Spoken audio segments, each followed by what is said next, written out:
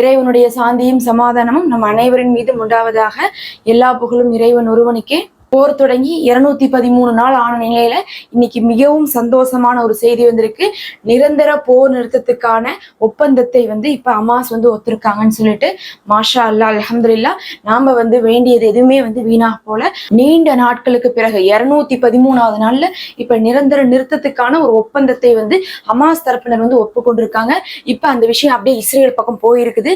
நம்ம ஒரு வாரமாவே கவனிச்சுட்டு இருந்திருப்போம். ஒண்ணு எஜிப்ட், இன்னொன்னு கத்தார், 2 பேரும் சேர்ந்து என்ன பண்ணிட்டு இருக்காங்கன்னா போர் நிறுத்தத்துக்கான முன்மொழிவுகளை வைத்துக் கொண்டே இருந்தாங்க. 2 பக்கமே வச்சுட்டே இருந்தாங்க. அதுல இப்ப கடைசியாக அந்த மத்தியஸ்தரம் பண்ணக்கூடிய கத்தாரும் எஜிப்டும் வச்சிருக்கக்கூடிய அந்த முன்மொழிவுக்கு இப்ப ஹமாஸ் ஒப்புக்கொண்டிருக்காங்க.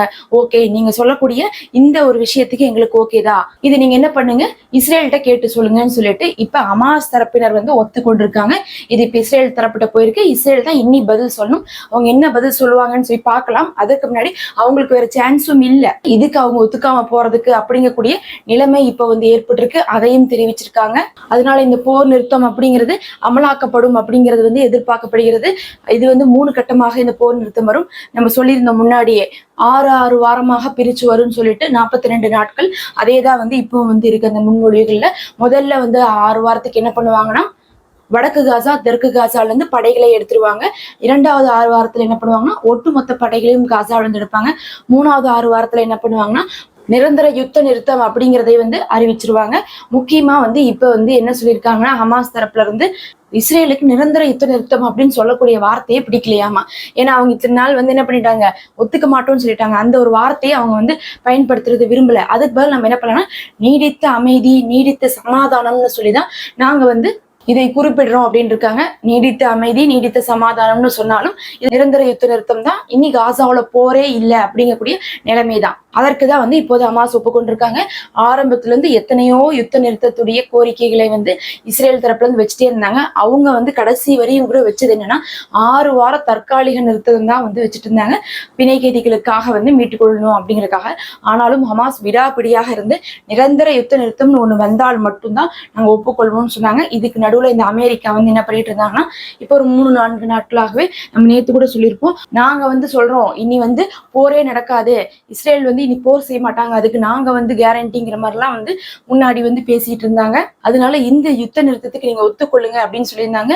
இருந்தாலும் ஹமாஸ் தரப்பினர் அப்படிலாம் தற்காலிகமா நிறுத்தப்பட்டு அதுக்கப்புறம் நிரந்தரமா மாறும்னு சொல்லிட்டு நம்ம எதையுமே எதிர்பார்க்காமலாம் நம்ப முடியாது, நீங்க என்ன பண்ணணும்னா எழுத்து ரீதியாக எழுதி கொடுக்கணும்லாம் கோரிக்கையை வச்சிருந்தாங்க. இந்த நிலைமையில தான் இப்ப இந்த யுத்த நிறுத்தம் பேச்சு போகும்போது ஒண்ணு கத்தாரு, இன்னொரு பக்கம் எஜிப்ட், அது இல்லாம அமெரிக்காவுடைய உளவுத்துறை சிஏஏ அவங்களும் பங்கேற்று இருக்காங்க. அவங்க பங்கேற்ற போது என்ன பண்ணிருக்காங்கன்னா ஹமாஸ் தலைவர்களும் கலந்து பேசியிருக்காங்க.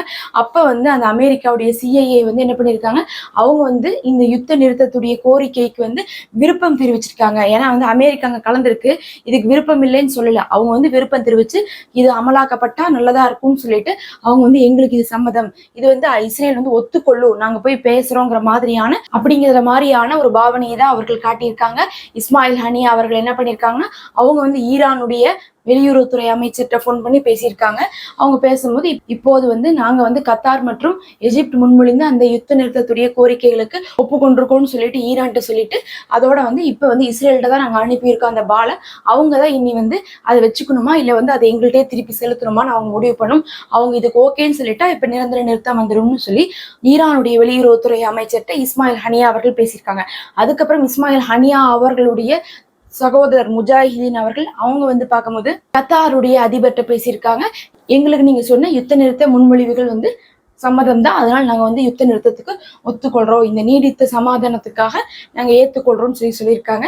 இந்த தகவல் இப்ப வெளியாகி இதை யாருமே மறுக்கல, எப்படியும் நடக்கலைன்னா இஸ்ரேலும் சொல்லல அமெரிக்காவும் சொல்லல. அமெரிக்காவும் இஸ்ரேல் இப்ப என்ன பண்ணிட்டு இருக்காங்கன்னா நாங்க அதை பத்தி பேசிட்டு இருக்கோம், அதை பத்தி யோசிச்சுட்டு இருக்கோம் அப்படின்னு சொல்றாங்க. இன்னும் முடிவை இஸ்ரேல் சொல்லல, ஆனா ஹமாஸ் சொல்லிட்டாங்க ஓகேன்னு சொல்லிட்டனால இப்ப 2 பக்கமுமே ஒண்ணு இஸ்ரேல்ல பிணை கைதிகள்லாம் வந்துருவாங்கன்னு சந்தோஷத்துல இருக்காங்க பொதுமக்கள்லாம், இன்னொரு பக்கம் காசால மக்கள்லாம் துள்ளி குதிச்சிட்டு இருக்காங்க.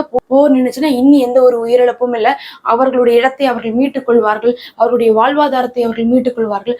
அதனால அவ்வளவு ஒரு ஆனந்தமாக அவங்க துள்ளி குதிக்கக்கூடிய காட்சிகள்லாம் வந்திருக்குது அல் ஜசீரால.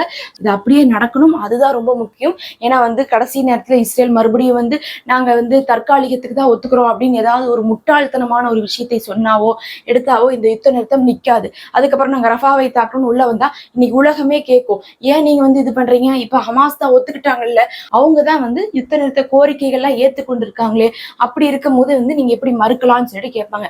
ஏன்னா மத்தியஸ்தரம் பண்ணக்கூடிய ஒரு நாடு ஒரு முன்மொழிவு கொடுக்குறாங்கன்னா 2 பக்கமுமே கேட்டுட்டு தான் கொடுப்பாங்க கிட்டத்தட்ட. அதுல நிறைய சேஞ்சஸ் இருந்தாலும் சரி, இஸ்ரேலும் சேர்ந்து முன்மொழிந்த விஷயமா தான் இருக்கும். இஸ்ரேலே சொல்லாத ஒரு விஷயத்தை முன்மொழிய முடியாது.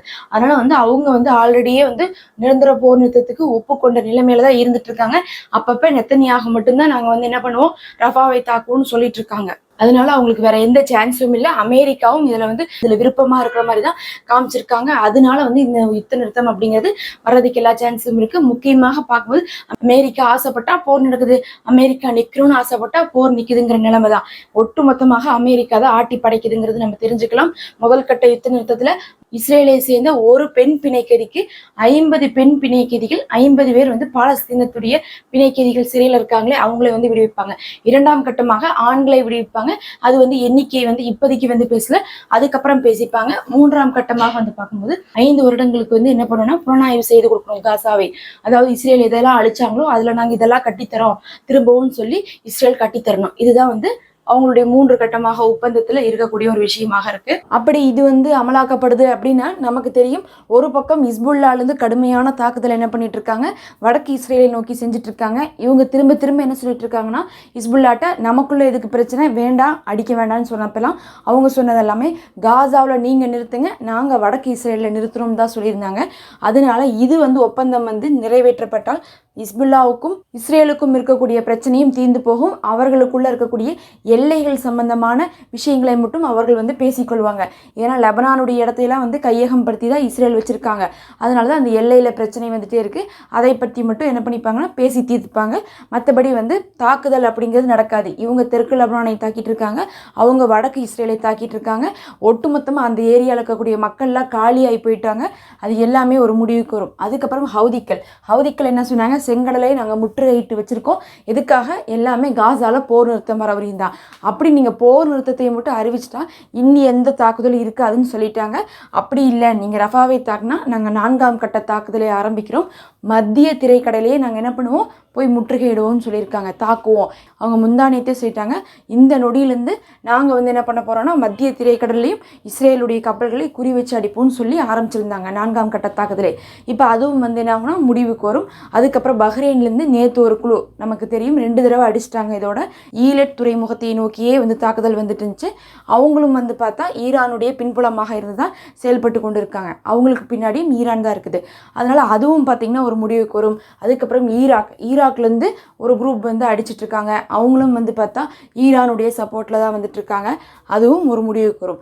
அப்போ காசா விஷயத்தை தொட்டு ஒன்று லெபனான்லேருந்து, ஈராக்லேருந்து, ஈரான்லேருந்து, பஹ்ரைன்லேருந்து, ஏமன்லேருந்து வரக்கூடிய எல்லா தாக்குதலும் முடிவுக்கு வரும். அதே போல் இஸ்ரேல் என்ன பண்ணிட்டு இருக்குன்னா வெஸ்ட் பேங்க்ல தாக்குதல் பண்ணிட்டு இருக்காங்க. அந்த தாக்குதலும் என்ன ஆகும்னா முடிவுக்கு வரும். வாரம் அங்கே போய் தொழுக விடாமல் கஷ்டப்படுத்திட்டு இருக்காங்க. அங்கே இருக்கக்கூடிய மக்களை எல்லாம் என்ன பண்ணிட்டு இருக்காங்கன்னா கைது பண்ணி போயிட்டு இருக்காங்க. நிறைய அங்கேயும் தாக்குதல் நடந்துட்டு இருக்கு. அங்கே இருக்கக்கூடிய PA அத்தாரிட்டி அவங்களுடைய போலீஸுக்கும் அது இல்லாமல் இஸ்ரேல் இராணுவத்துக்கும் 3 பக்கமுமே கடுமையான மோதல் வெஸ்ட் பேங்க்லேயும் போய் கொண்டிருக்கு.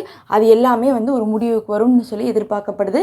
ஆனால் இதில் ஒரு முக்கியமான விஷயம் அப்படின்னு சொல்லி பார்க்கும்போது, அப்படி இந்த போர் நிறுத்தம் வந்ததுக்கப்புறம் நெத்தன்யாகுடைய நிலைமை என்ன ஆகும் அப்படிங்கிறது ஒரு பெரும் கேள்விக்குறி. ஏன்னா ICCலையும் பிடிவாரண்ட் வரப்போகுது. இன்னொரு பக்கம் பார்க்கும்போது மக்களே ஆட்சி மாற்றம் வேணும்னு சொல்லிட்டு இருக்காங்க. இது இல்லாமல் ஏற்கனவே நிறைய கேஸ் இருந்துச்சு, அதிலேயே போய் ஜெயிலுக்குள்ளே போய் களி திங்க வேண்டிய ஆள் தான் இப்போ போர் செஞ்சுட்டு இருக்காரு. அதை நம்ம பொறுத்திருந்து பார்ப்போம். நம்ம எதிர்பார்க்காத ஒரு செய்தின்னு தான் சொல்லணும். ஏன்னா இவங்க முரண்டு பிடிச்சிட்டே இருந்தாங்க ஒரு பக்கம் இஸ்ரேலு. அதனால ஹமாஸும் ஒத்துக்கொள்ளாமே இருந்தாங்க.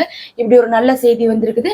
இது எப்படி முன்னோக்கி போகுது அப்படிங்கிறதை பார்க்கலாம். ரஃபாவுடைய தாக்குதல் அப்படிங்கிறது நிச்சயமாக பேரிழப்புகளை ஏற்படுத்தும். அதனாலயாவது நிச்சயமா இந்த இடத்துலயே இந்த போர் நின்றணும் அப்படிங்கிறதான் எல்லாருடைய ஆசையும். அவர்கள் பாவம் ரொம்ப கஷ்டப்பட்டாச்சு, 35,000 பேத்துக்கு மேல இழந்தாச்சு, இனி இழக்கிறதுக்கு என்ன இருக்குதுங்கிற அளவுக்கு அவங்க இழந்திருக்காங்க. அல்லாஹ் போதுமானவன். இந்த யுத்த நிறுத்தமாவது முழுமையாக அமலாக்கப்படும் சொல்லிட்டு நம்ம இறைவனை வேண்டிக் கொள்ளலாம். அடுத்து என்ன செய்திகள் இருக்குன்னு சொல்லிட்டு நம்ம அடுத்து வரக்கூடிய காணொலியில பார்க்கலாம். தொடர்ந்து நம்மளோடு இணைந்திருங்கள்.